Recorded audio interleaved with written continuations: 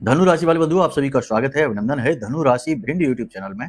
तो धनु राशि वालों, जरा ध्यान से सुनिए। आज के कार्यक्रम में हम आपको एक ऐसा उपाय बता देते हैं जिसे कई पुराणों में वर्णित किया गया है, और इस उपाय को करने वाले के ऊपर भगवान नारायण, श्री हरि विष्णु और माता लक्ष्मी की कृपा तो होती ही होती है, हर हाल में होती है।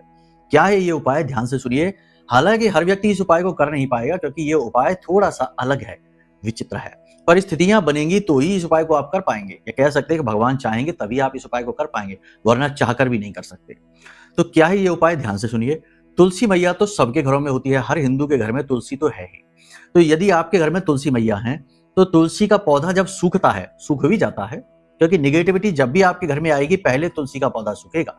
तो तुलसी का पौधा जब भी सूखता है तो उसकी जो लकड़ी निकलती है उसे निकालकर सुरक्षित रखा जाता है, फेंका नहीं जाता। तो यदि आपके घर में सूखी हुई तुलसी की लकड़ी रखी है तो आपको उसका प्रयोग करना है। किसी भी गुरुवार के दिन आपको इसका प्रयोग करना है। लगभग 8 गुरुवार जो भी व्यक्ति ये उपाय कर लेगा, धन वर्षा 100% उसके ऊपर होगी, शत्रुओं से रक्षा होगी। ठीक है, तो क्या है, ध्यान से सुनिए।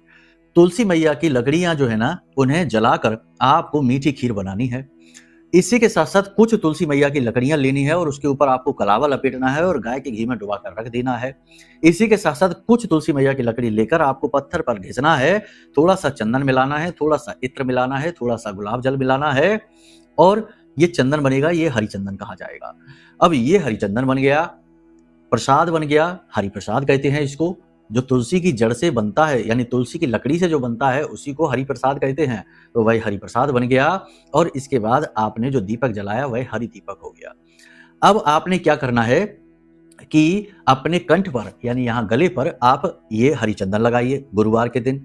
मीठी खीर आपने बनाई गुरुवार के दिन, ये खीर लेकर और जो लकड़ियां आपने जो घी में डुबा रखी हैं उन्हें मिट्टी के दीपक पर रखिए, थोड़ा सा घी उसमें डालिए। अब इस दीपक को लेकर और मीठी खीर को लेकर आप किसी भी हनुमान जी के मंदिर में चले जाइए। वहां भगवान का दरबार लगा है, राम दरबार होता है, प्रभु श्री राम माता सीता के चरणों में वो खीर अर्पित करिए।